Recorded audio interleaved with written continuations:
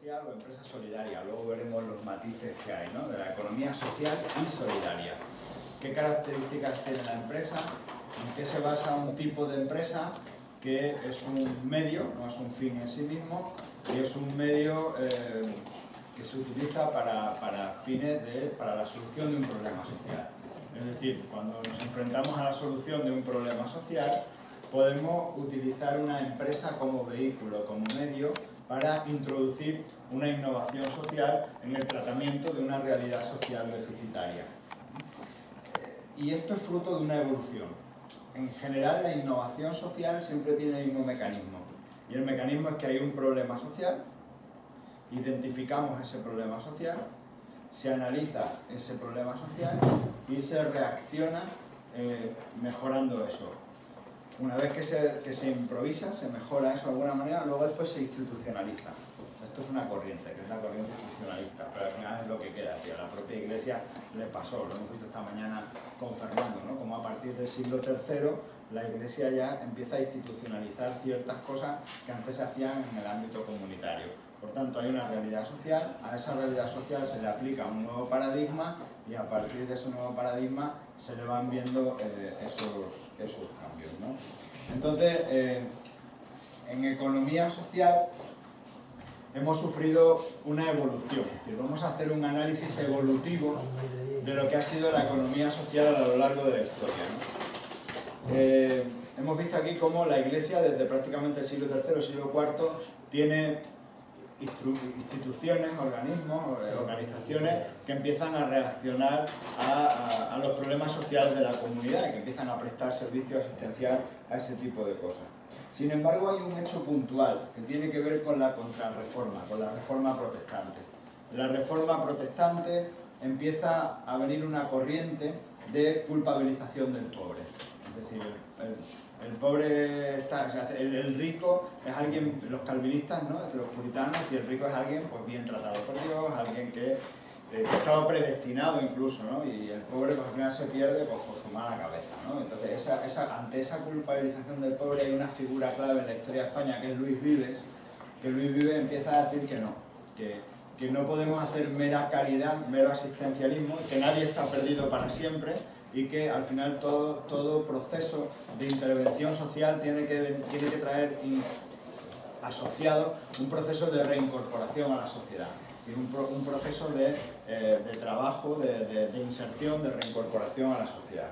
Y en ese momento empiezan pues, las casas de misericordia, los albergues de pobres, los hospicios, las sociedades de socorros mutuos. Empieza a haber también un apoyo municipal. Es el momento en el que por primera vez la gente pasa del campo a la ciudad.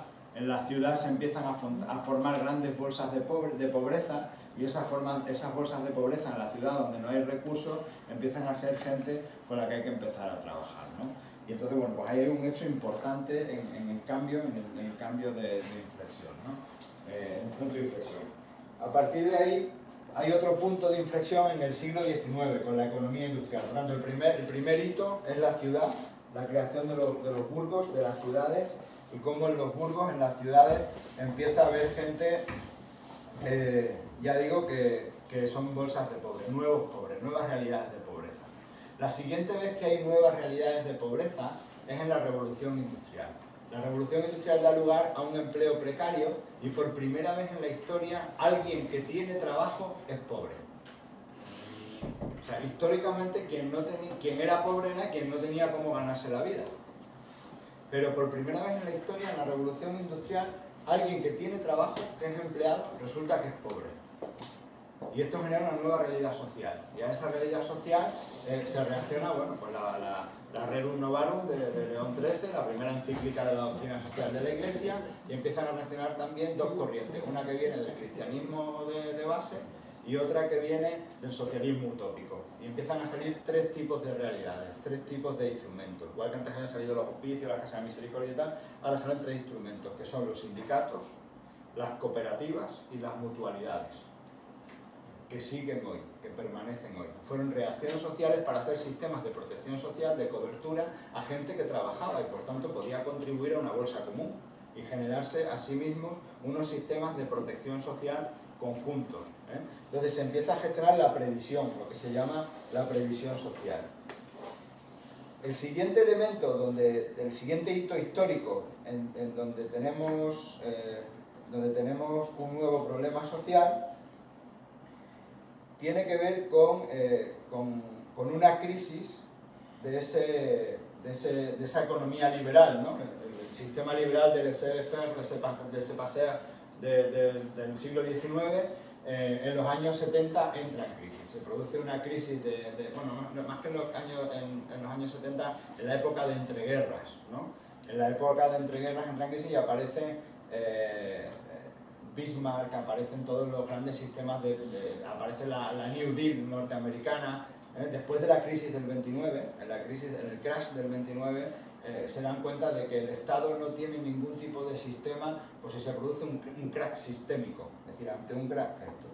Nada aceptaría. Yo le acepto todo, ¿no?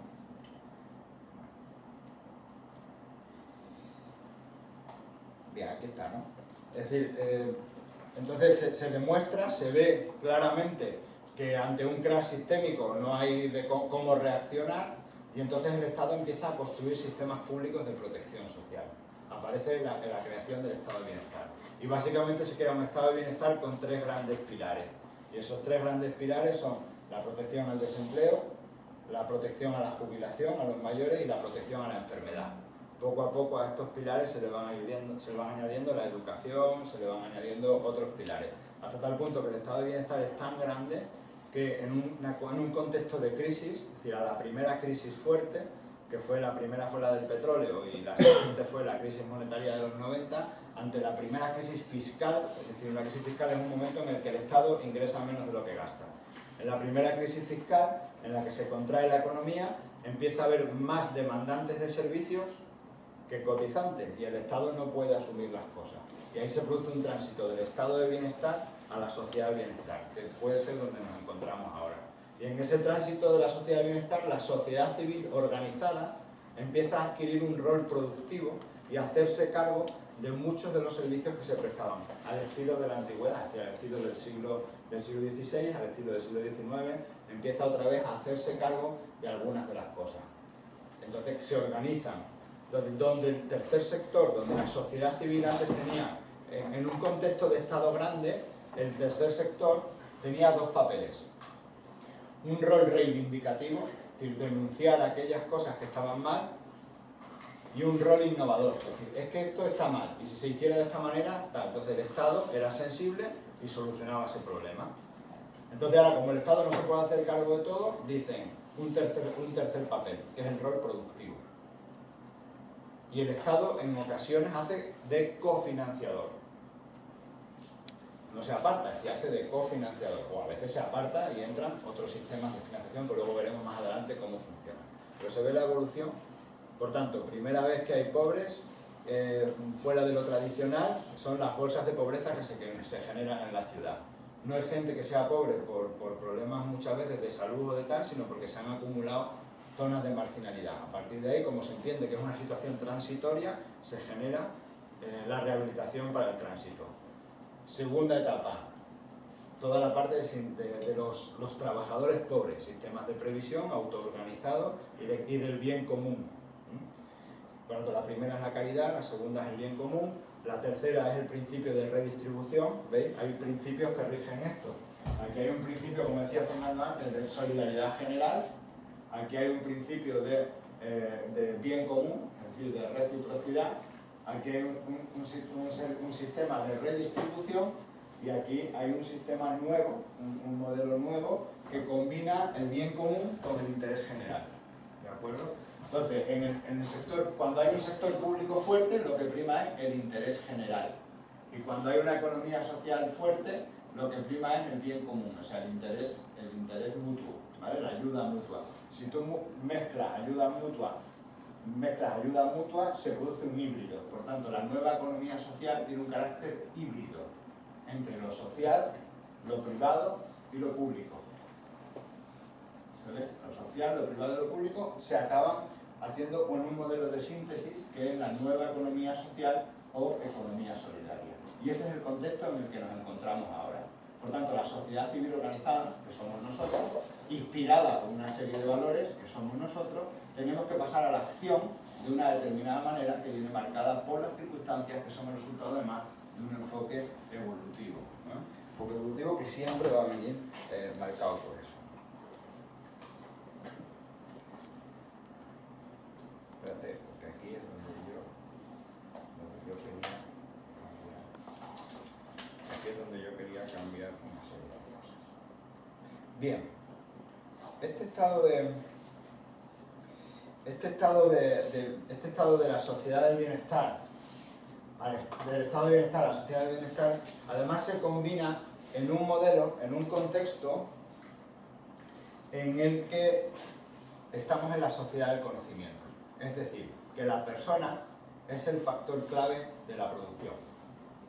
Si en la época de la agricultura, siglo XVI, la primera vez que vimos, el factor principal era la tierra, y quien no tenía tierra era pobre. Si en la época de la revolución industrial el factor principal era el capital, y quien no tenía capital era pobre, hoy en día que estamos en la sociedad del conocimiento tenemos suerte, porque el factor fundamental son las personas. Por tanto, las personas organizadas, el conocimiento compartido, nos hace ser capaces de producir cosas, y nos hace ser capaces de generar alternativas a las situaciones. Entonces, la innovación social es aquella innovación que se basa en las personas, es decir, en las relaciones humanas, para resolver problemas sociales. Esa es la innovación social. La innovación social es un concepto además que se ha extendido mucho. Por tanto, hay mucha gente que le llama innovación social a muchas cosas. Si analizamos la cantidad de cosas que se le llaman innovación social, podemos identificar tres grandes cosas. Una por el objeto, es decir, la solución de un problema social. Es decir, toda aquella innovación que vaya destinada a una forma nueva de solucionar un problema social es innovación social. La segunda es por el sujeto, es decir, la innovación que hace el tercer sector, las ONG, es innovación social, solo porque la hacen las ONGs. Entonces ya se considera innovación social. Y la tercera es por el sujeto, por el método. Es decir, si una innovación se basa en modificar las relaciones en las personas, se convierte en innovación social. Por ejemplo, Facebook. ¿Facebook qué es? ¿Una innovación tecnológica o una innovación social? Pues tecnológicamente no tiene mucha ciencia. Y en términos de programación, una red social es muy sencilla, ¿no? Sin embargo, donde está la gran novedad es que cambia, la introducción de esa tecnología cambia las relaciones sociales. Por tanto, es una innovación social. ¿De acuerdo? La corriente principal nos dice que innovación social es aquella innovación que tiene como fin la solución de problemas sociales. Y los principales autores denominan innovación social a toda forma nueva de introducir una novedad a la solución de un problema social que introduce una mejora de forma sostenible en una comunidad. Entonces vamos a ver los elementos que tiene. Esto es una innovación genérica de innovación social. Una innovación social, por tanto, es el proceso y el resultado. Y la innovación tiene un proceso, luego veremos qué proceso tiene. Para introducir un cambio en un conjunto de individuos que interactúan entre sí formando una comunidad. El concepto de comunidad ha sido sustituido por el de Estado, es decir, por el concepto político de comunidad, geopolítico, sociopolítico de comunidad. Yo reivindico mucho el volver otra vez a nuestro concepto de comunidad que hemos visto, por eso a mí me interesaba mucho traer a Fernando a este curso, para que él nos remontase a las raíces de la organización comunitaria, es decir, de la organización en comunidades, que es lo que nos ha marcado a nosotros siempre.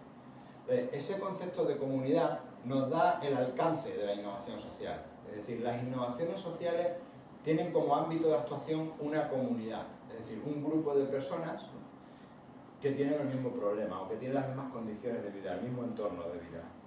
En términos biológicos es el cuarto nivel de agregación de individuos. Bueno, si partimos de la célula, el cuarto nivel es la comunidad. Entonces, nosotros como seres vivos nos agrupamos en comunidades y muchas veces ni siquiera tiene que ver con lo geográfico. Y eso lo estamos viendo ahora con las redes sociales y tal. El concepto de comunidad es gente que comparte una serie de elementos, que interacciona entre sí para dar lugar a la mini sociedad de alguna manera. Entonces las innovaciones sociales normalmente se hacen en comunidad y luego después se van replicando de comunidad en comunidad. Pero las innovaciones sociales de entrada no tienen una vocación universal. Las innovaciones sociales de entrada tienen una vocación de solucionar un problema comunitario.